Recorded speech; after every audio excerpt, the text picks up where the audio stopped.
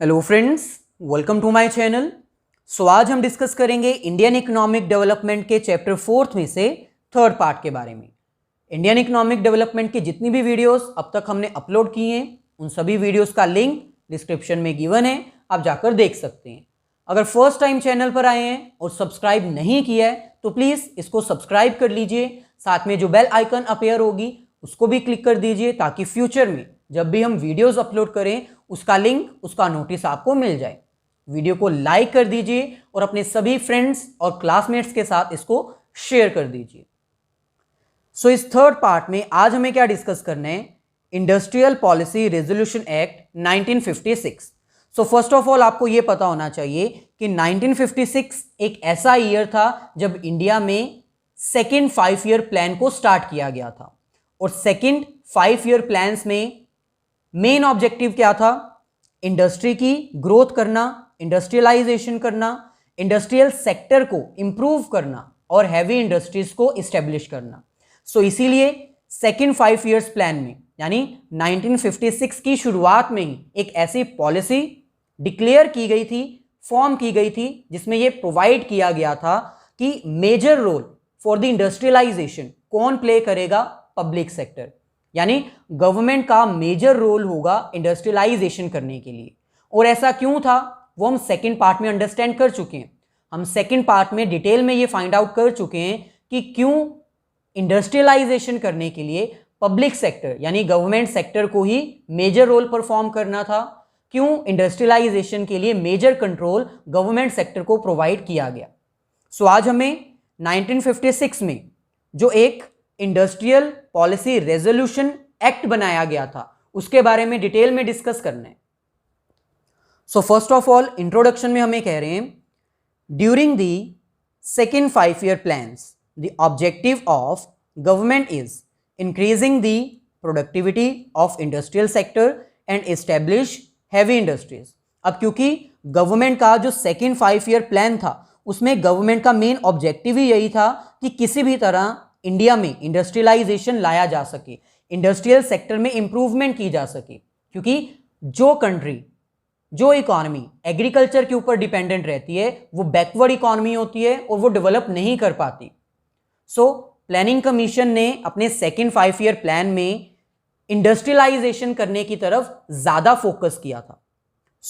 A resolution is passed in 1956 called as industrial policy resolution act, which clearly states that the public sector is going to play the major role for the industrialization. इसीलिए 1956 में, जो कि second 5 year की शुरुआत थी, beginning थी, उसी year में यह डिसाइड कर दिया गया कि पब्लिक सेक्टर को ही मेजर रोल परफॉर्म करना है इंडस्ट्रियलाइजेशन के लिए। यह डिक्लेयर कर दिया गया इंडस्ट्रियल पॉलिसी रेजोल्यूशन एक्ट में कि गवर्नमेंट सेक्टर को ही कंट्रोल करना है, मेजर रोल उसी को परफॉर्म करना है, इन्वेस्टमेंट उसी को करनी है, सोशल जस्टिस वही कर सकता है, इसीलिए गवर्नमेंट सेक्टर को ही इंडस्ट्रियलाइजेशन करनी होगी। यहां पर हमें principal elements of industrial policy resolution act 1956 के बारे में डिस्कस करने हैं। मेन एलिमेंट्स क्या थे वो हमें मेजरली यहां पर डिस्कस करने हैं, और ये इंपॉर्टेंट क्वेश्चन है, मैक्सिमम टाइम्स एग्जाम्स में पूछा जाता है। What do you mean by IPR 1956? यानी इंडस्ट्रियल पॉलिसी रेजोल्यूशन एक्ट 1956 के बारे में आप क्या जानते हैं, इसको डिस्क्राइब कीजिए, इसके मेन एलिमेंट्स को डिस्क्राइब कीजिए। फर्स्ट हमारे पास आता है 3 फोल्ड क्लासिफिकेशन ऑफ इंडस्ट्रीज। इस एक्ट के अकॉर्डिंग इंडिया में इंडस्ट्रियल सेक्टर को 3 पार्ट्स में डिवाइड कर दिया गया था, 3 फोल्ड्स में डिवाइड कर दिया गया था। Industries are divided into 3 different categories, जिसमें से फर्स्ट हमारे पास आती है public sector, second private sector and third हमारे पास आता है public as well as private sector. Public sector वो सेक्टर थी जिसके ऊपर कंट्रोल किसका होता था? सिर्फ गवर्नमेंट का, यानी गवर्नमेंट ही ऐसी इंडस्ट्रीज इस्टेब्लिश कर सकती थी और कोई भी उसमें इन्वेस्टमेंट नहीं कर सकता था, जैसे कि एटॉमिक एनर्जी, डिफेंस और रेलवे। हालांकि रेलवे में राइट नाउ प्राइवेटाइजेशन किया जा रहा है, ट्राई किया जा रहा है, लेकिन अभी हमें 1947 से लेके 1990 तक की बात करनी है, उसके अकॉर्डिंग जो IPR 1956 में आया था उसके अकॉर्डिंग हमारी इंडस्ट्री को 3 पार्ट्स में डिवाइड किया गया था, जिसमें से पब्लिक सेक्टर एक ऐसी सेक्टर थी जहां पर सिर्फ गवर्नमेंट का कंट्रोल होता था, गवर्नमेंट ही ऐसी इंडस्ट्रीज इस्टेब्लिश कर सकती थी। प्राइवेट सेक्टर ऐसी इंडस्ट्रीज होती थी जिसमें प्राइवेट सेक्टर भी इन्वेस्ट कर सकती थी और प्राइवेट सेक्टर इन्वेस्ट करती भी थी। लास्ट में हमारे पास आता है public as well as private sector. Public as well as private sector का यहां पर मतलब क्या है कि पब्लिक सेक्टर भी होती थी और प्राइवेट सेक्टर की भी इंडस्ट्रीज होती थी, लेकिन मेजर कंट्रोल किसका होता था?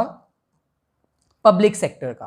प्राइवेट सेक्टर का सेकेंडरी रोल होता था क्योंकि उसका मेन मोटिव तो प्रॉफिट अर्न करना होता है, जबकि पब्लिक सेक्टर का मेन रोल क्या होता है? सोशल जस्टिस प्रोवाइड करना, एम्प्लॉयमेंट अपॉर्चुनिटीज क्रिएट करना, इक्वालिटी को प्रमोट करना। सो इसीलिए इन 3 पार्ट्स में डिवाइड किया गया था। पब्लिक सेक्टर जिसमें सिर्फ गवर्नमेंट रोल प्ले करती थी और इसमें कौन सी इंडस्ट्रीज आती थी? जिसमें गवर्नमेंट ही इन्वेस्ट कर सकती थी, जैसे atomic energy, defence and railway. Private sector जिसमें प्राइवेट सेक्टर इन्वेस्ट कर सकता था, इसमें वो सारी इंडस्ट्रीज आती थी जो पब्लिक सेक्टर और public as well as private sector में नहीं कवर होती थी। लास्ट में public as well as private sector वो सेक्टर्स होते थे जिसमें पब्लिक भी इन्वेस्ट करती थी यानी गवर्नमेंट और प्राइवेट भी इन्वेस्ट करती थी, लेकिन मेजर रोल किसका होता था? मेजर कंट्रोल किसका होता था? पब्लिक सेक्टर का। सबसे पहले इंडस्ट्रीज को पब्लिक सेक्टर के अंडर इस्टेब्लिश किया जाता था, देन उनको कन्वर्ट कर दिया जाता था प्राइवेट सेक्टर में, जैसे कि फर्टिलाइजर इंडस्ट्रीज, केमिकल इंडस्ट्रीज, जिनको पहले पब्लिक सेक्टर के अंडर इस्टेब्लिश किया जाता था, बाद में उसको प्राइवेट कर दिया जाता था।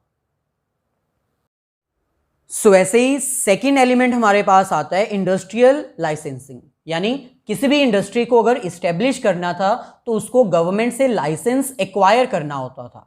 लाइसेंस किस चीज का? अगर आपने न्यू इंडस्ट्री इस्टेब्लिश करनी है प्राइवेट सेक्टर में तो पहले आपको लाइसेंस लेना होगा गवर्नमेंट से। लाइसेंस लेने के बाद ही आप अपनी न्यू इंडस्ट्री इस्टेब्लिश कर सकते हो।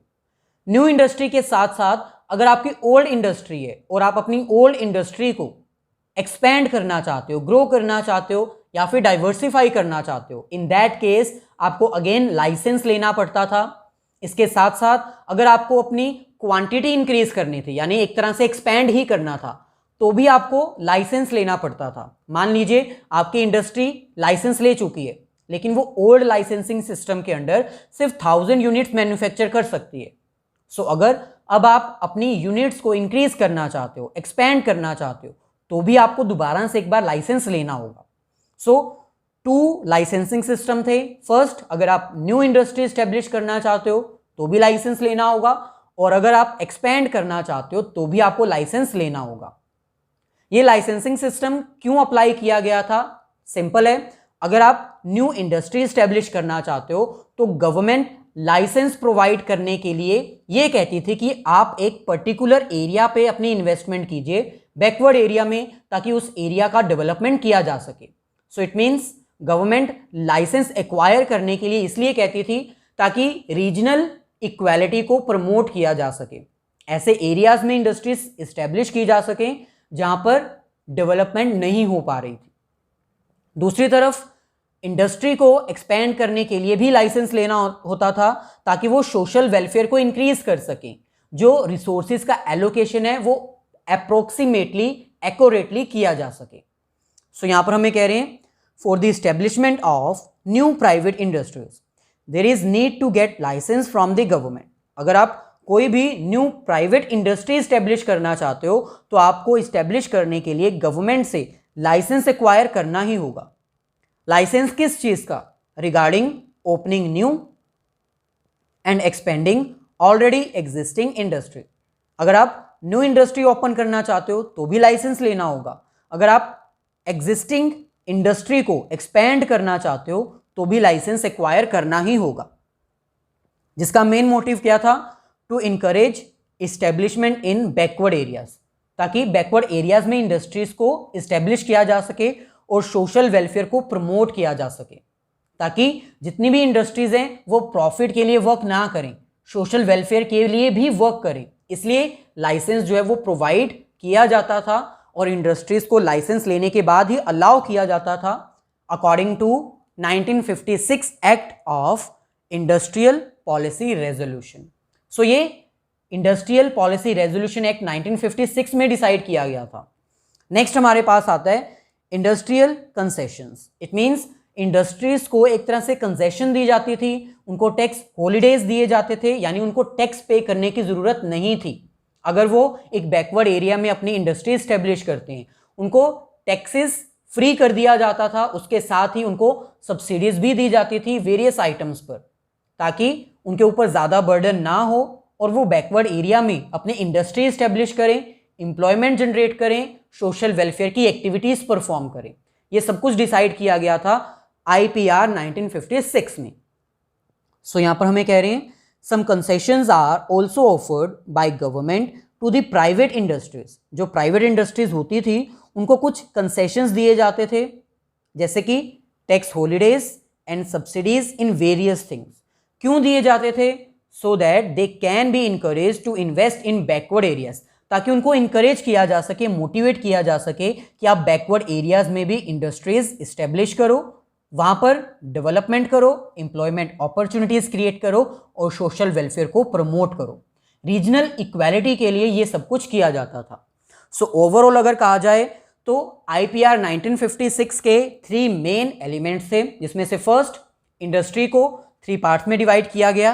First public sector, private sector और third public as well as private sector. Second, industry को इस्टेब्लिश करने के लिए लाइसेंसिंग सिस्टम अप्लाई कर दिया गया। लाइसेंसिंग सिस्टम क्यों किया गया? ताकि बैकवर्ड एरियाज में इंडस्ट्रीज इस्टेब्लिश की जा सकें और सोशल वेलफेयर को भी प्रमोट किया जा सके। दूसरी तरफ ऐसे इंडस्ट्रीज जो बैकवर्ड एरिया में अपने आप को इस्टेब्लिश करती थी, उनको कंसेशंस भी प्रोवाइड की जाती थी ताकि उनको इंकरेज किया जा सके। सो ये था हमारा आज का कॉन्सेप्ट, थर्ड पार्ट, जिसमें हमने ये अंडरस्टैंड किया कि 1956 में जो इंडस्ट्रियल रेजोल्यूशन लेके आया गया था पॉलिसी के तौर पर, उसमें मेजरली गवर्नमेंट का रोल क्यों परफॉर्म किया गया था और क्या उसके 3 मेन एलिमेंट्स थे। अगर वीडियो अच्छी लगी है तो प्लीज़ इसको लाइक ज़रूर कर दीजिए, अपने सभी फ्रेंड्स और क्लासमेट्स के साथ शेयर कर दीजिए।